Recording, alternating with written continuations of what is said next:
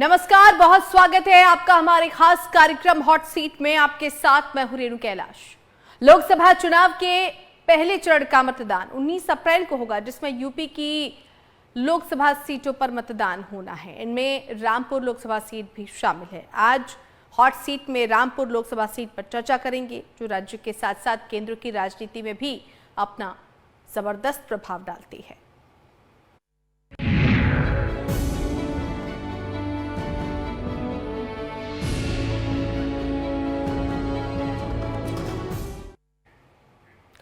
तो रामपुर उत्तर प्रदेश का जिला और लोकसभा का निर्वाचन क्षेत्र है। रामपुर जिला मुरादाबाद मंडल का एक हिस्सा है, जिसका क्षेत्रफल 2367 वर्ग किलोमीटर है। रामपुर जिले में एक लोकसभा निर्वाचन क्षेत्र है और रामपुर लोकसभा क्षेत्र में कुल 5 विधानसभा सीटें आती है। रामपुर वैसे तो कई मायनों में काफी अहम है, लेकिन यहाँ का चाकू उद्योग विश्व प्रसिद्ध है। अगर यहाँ के राजनीतिक प्रभाव की बात करें तो रामपुर समाजवादी पार्टी के कद्दावर नेता आजम खान का गढ़ रहा है। रामपुर संसदीय सीट पर 50% से ज्यादा जनसंख्या मुस्लिम आबादी की है। 1952 में हुए पहले संसदीय चुनाव में रामपुर से कांग्रेस की ओर से डॉक्टर अबुल कलाम आजाद ने जीत दर्ज की थी और 1952 से लेकर 1971 तक इस सीट पर कांग्रेस का कब्जा रहा। 90 के दशक तक आते आते इस सीट पर कई राजनीतिक उतार चढ़ाव हुए।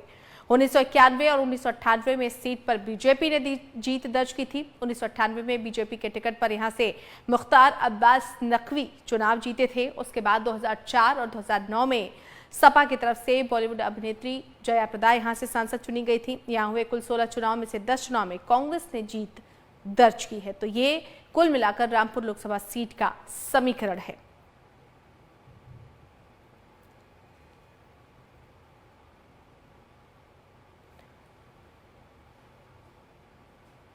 सुर्खियों में हमेशा रही है रामपुर सीट। तो रामपुर लोकसभा सीट के इतिहास के बाद हम आपको ग्राफिक्स के जरिए बताने की कोशिश करेंगे कि इस सीट पर कितने सांसद रहे। 1999 में रामपुर लोकसभा सीट पर हुए चुनाव में कांग्रेस की प्रत्याशी बेगम नूर बानो विजयी हुई और वो 2004 तक यहां सांसद रहे। इसके बाद 2004 में हुए चुनाव में सपा प्रत्याशी जया प्रदा को मतदाताओं ने लोकसभा भेजा। जया प्रदा के बाद इस सीट पर 2009 में बीजेपी के डॉक्टर नेपाल सिंह विजयी हुए और वो 2014 तक सांसद रहे। बीजेपी के बाद ये सीट एक बार फिर समाजवादी पार्टी के खाते में आई और साल 2019 में सांसद चुने गए, लेकिन उपचुनाव में बीजेपी प्रत्याशी घनश्याम सिंह लोधी विजयी हुए और वो संसद पहुंचे। तो ये कुल मिलाकर कब कौन सांसद रहा, किसको जनता का आशीर्वाद कौन से सन में मिला, उसकी तस्वीरें हैं। तो घनश्याम सिंह लोधी को भी बीजेपी की तरफ से यहाँ पर टिकट मिला और उनको जनता का आशीर्वाद भी मिला। अब इस बार किस तरह की तस्वीरें बनती हैं, ये देखना बेहद दिलचस्प रहेगा। तो अब आइए ग्राफिक्स के जरिए आपको ये भी जानकारी देते हैं कि रामपुर लोकसभा सीट मतदाताओं के बारे में क्या कुछ कहती है। 2019 में हुए लोकसभा चुनाव के तहत यहां कुल मतदाताओं की संख्या 16,79,506 थी, जिनमें पुरुष 9,02,574 और महिला मतदाताओं की संख्या 7,76,769 थी और ये बेहद महत्वपूर्ण भूमिका यहाँ के चुनाव में हमेशा से निभाती हैं। तो ये रामपुर लोकसभा सीट 2019 में मतदाताओं की संख्या को दर्शाती हुई 7,76,769 महिला मतदाता हैं यहाँ पर, जो कि 2019 के आंकड़े के हिसाब से हम आपको बता रहे हैं। और इस बार भी ये महिलाएं यहाँ पर बेहद महत्वपूर्ण भूमिका निभाने वाली हैं।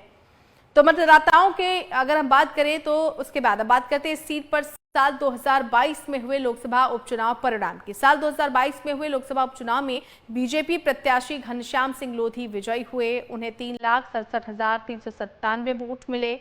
रामपुर लोकसभा सीट पर 2022 में हुए उपचुनाव में दूसरे नंबर पर समाजवादी पार्टी के प्रत्याशी मोहम्मद आसिम रजा रहे, जिन्हें कुल 3,25,205 वोट मिले। तो लोकसभा उपचुनाव परिणाम 2022 की तस्वीरें। मोहम्मद आसिम रजा समाजवादी पार्टी से हालांकि हार गए, वो 3,25,205 वोट उन्हें हासिल हुए थे। और यहां से आपको बता दें कि बीजेपी ने अपना परचम लहराया। तो रामपुर लोकसभा सीट पर 2022 में हुए उपचुनाव परिणाम के बाद आइए अब हम बात करते हैं 2019 में हुए लोकसभा चुनाव के नतीजों की।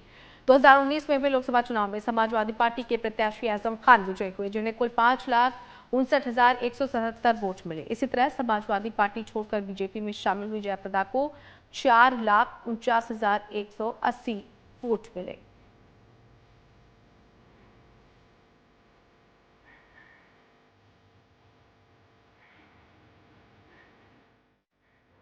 तो साल 2014 में रामपुर लोकसभा चुनाव में बीजेपी को सफलता मिली थी। यहाँ बीजेपी के डॉक्टर नेपाल सिंह को 3,58,616 मत मिले। इसी तरह समाजवादी पार्टी के प्रत्याशी नसीर अहमद खान को 3,35,181 वोट मिले। साथ ही कांग्रेस के नवाब काजिम अली खान को सिर्फ 1,56,466 वोट मिले थे।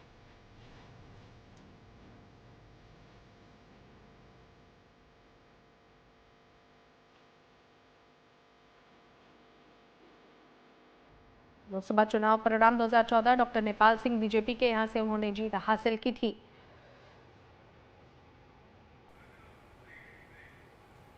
तो क्या रहने वाला है इस बार रामपुर का सियासी समीकरण, बातचीत इस पर लगातार जारी रहेगी। छोटा सा ब्रेक ले रहे हैं।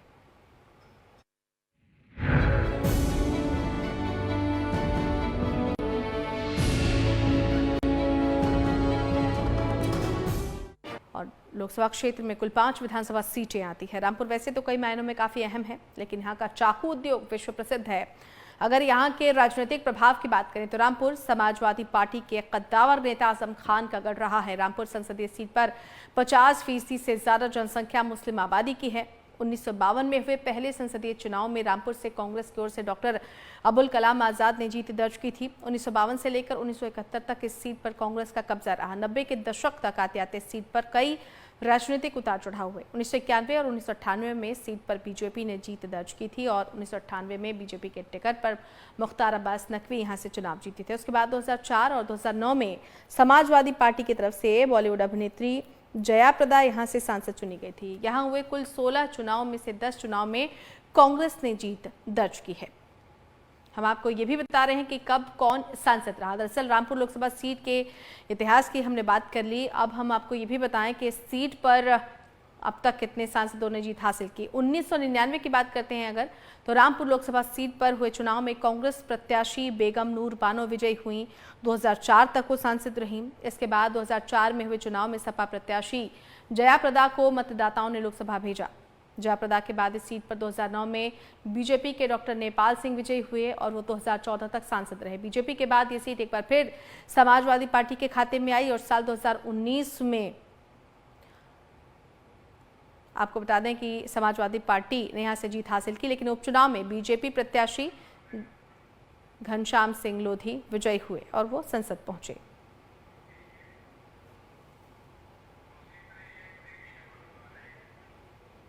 तो खास मेहमान रामपुर के सियासी समीकरण को समझने के लिए हमारे साथ जुड़ चुके हैं तौफीक कुरैशी जी, हमारे साथ जुड़ चुके हैं। बहुत स्वागत है तौफीक जी आपका। और उत्तर प्रदेश से हमारे संपादक प्रदीप विश्वकर्मा भी जुड़ चुके हैं।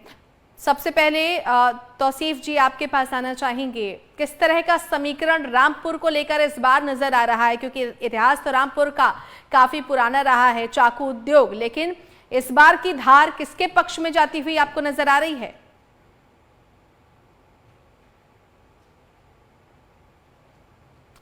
तौसीफ कुरैशी जी, आवाज मिल रही है आपको?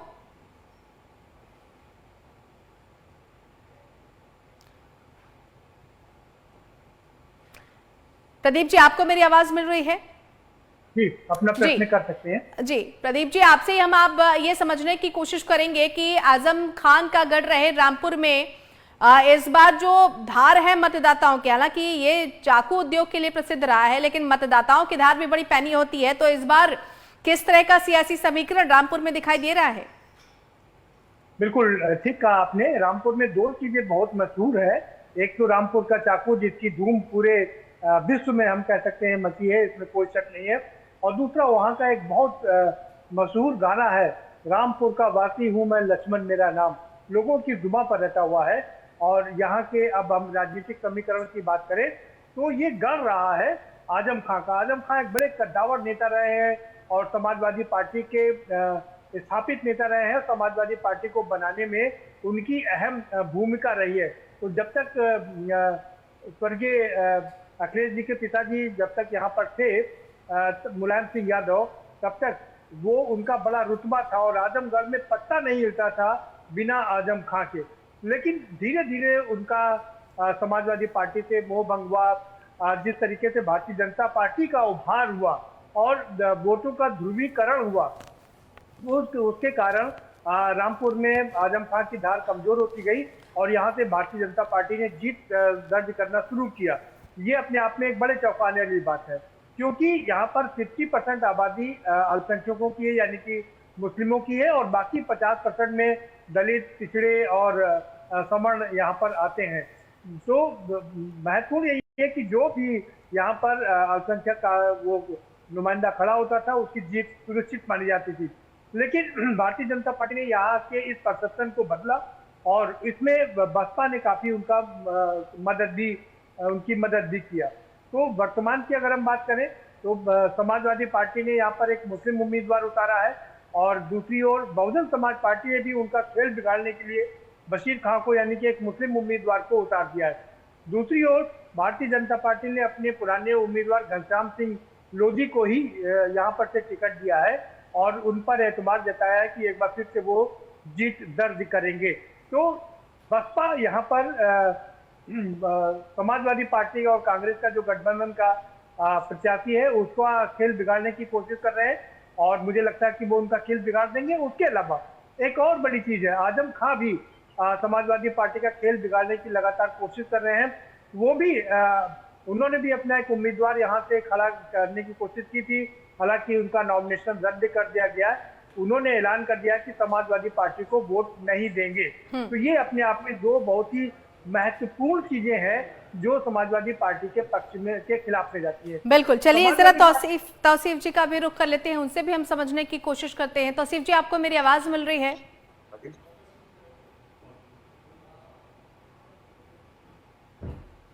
तौसीफ कुरैशी जी, आप हमें सुन पा रहे हैं?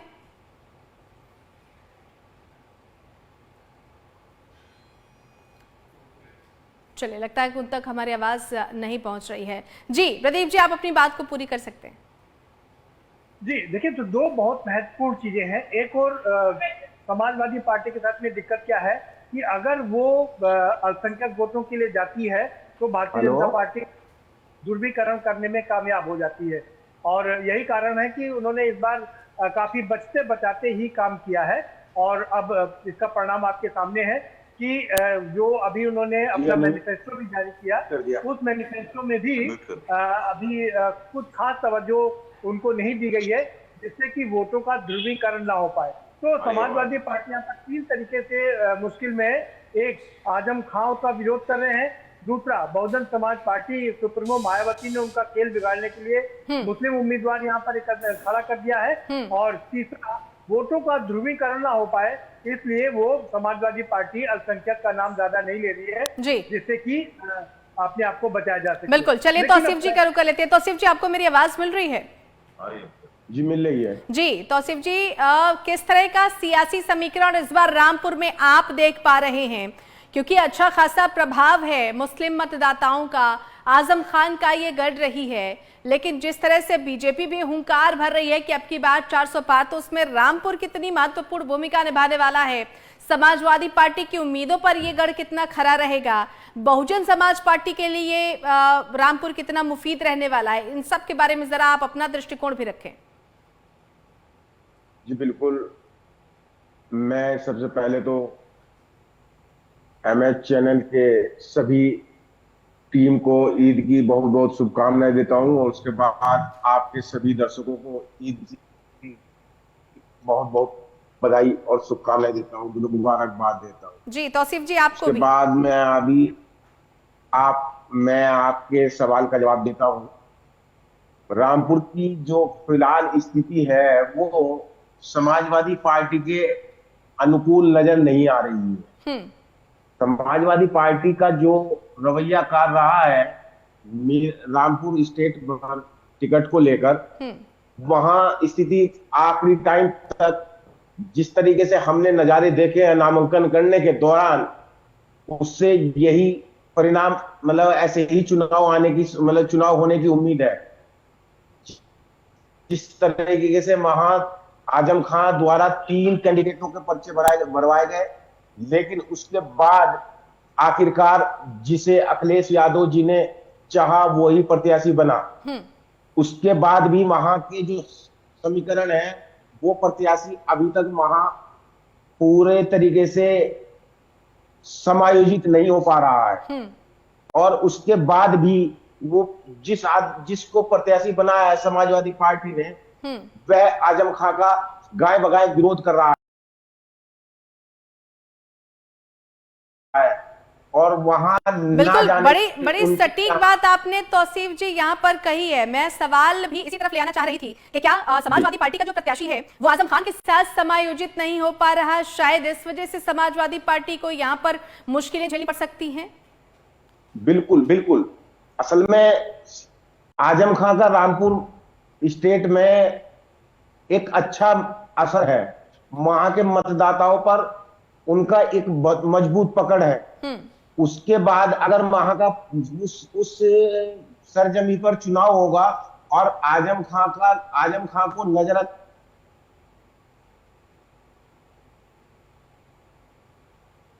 जी तौसीफ जी आप जी पर उनका विरोध करेगा, तो ये मैं नहीं मानता कि वो प्रत्याशी सक्सेस हो पाएगा। प्रदीप जी, बड़ी अहम बात यहाँ पर तौसीफ कुरैशी साहब कह रहे हैं कि आजम खान के साथ जो रामपुर में समायोजित नहीं हो पाएगा उसका समायोजन बिगड़ जाएगा, लेकिन ये उनकी ही पार्टी के खिलाफ जाएगा। बीजेपी इसको किस तरीके से बुनाएगी ये भी देखना बड़ा दिलचस्प होगा। बिल्कुल, देखिए सीधी की रणनीति है। भारतीय जनता पार्टी ने बहुत ही शानदार तरीके से यहाँ पर अपनी रणनीति को अंजाम दिया है और जो सपा के उम्मीदवार हैं वो स्वर टांडा से आते हैं जो कि 70 से 80 किलोमीटर दूर है रामपुर से। तो दो और चीजें उनके खिलाफ जाती हैं। एक तो वो आजम खान के लोगों से सामंजस्य नहीं बैठा पा रहे हैं, कोशिश कर रहे हैं लेकिन वो हाथ नहीं आ रहे हैं, और दूसरा उनका थोड़ा बाहर का होना भी है। तो बहुत सारी मुश्किलें हैं। बसपा ने मुस्लिम उम्मीदवार खड़ा किया है, आजम खान उनके खिलाफ में है, बागी हैं, और इस लिहाज से भारतीय जनता पार्टी के घनश्याम लोधी काफी फेवरेट उम्मीदवार माने जा रहे हैं। हालांकि 50% मुस्लिम आबादी है, लेकिन हमें ये नहीं भूलना चाहिए कि 50% हिंदू आबादी भी है, और ये 50% अगर एक होती है घनश्याम लोधी के पक्ष में तो जाहिर सी बात है कि घनश्याम लोधी की जीत होनी है। लेकिन दूसरी ओर क्या ये जो अल्पसंख्यक वोट है वो बंटवारा करेगा, क्या वो दो भागों में बटेगा, समाजवादी पार्टी में भी जाएगा, बहुजन समाज पार्टी में भी जाएगा, और आजम खान के विरोध के चलते वो किधर जाएगा, ये अपने आप में बड़ा दिलचस्प सवाल है। तो मामला बहुत ही दिलचस्प हो चला है यहाँ रामपुर में। बिल्कुल प्रदीप जी, बहुत धन्यवाद। वक्त की कमी है। तौसीफ जी आपका भी बहुत बहुत शुक्रिया हमारे साथ जुड़ने के लिए। तो लोकसभा चुनाव 2024 के मद्देनजर रामपुर लोकसभा सीट का सियासी समीकरण आप देख रहे थे। समाजवादी पार्टी के लिए राहें थोड़ी सी मुश्किल नजर आ रही हैं, क्योंकि कहा यह जा रहा है कि कद्दावर नेता आजम खान के साथ प्रत्याशी की कुछ बन रही और इस मौके का फायदा शायद बीजेपी उठा सकती है। हालांकि बसपा ने भी यहाँ पर मुस्लिम प्रत्याशी उतार कर अपना दाम जरूर चल दिया। मतदाताओं को कौन लुभाता है देखना दिलचस्प होगा। इसी के साथ इस खास पेशकश में फिलहाल इतना ही। देश और दुनिया की बड़ी खबरों के लिए आप देखते रहिए एमएच1 न्यूज। नमस्कार।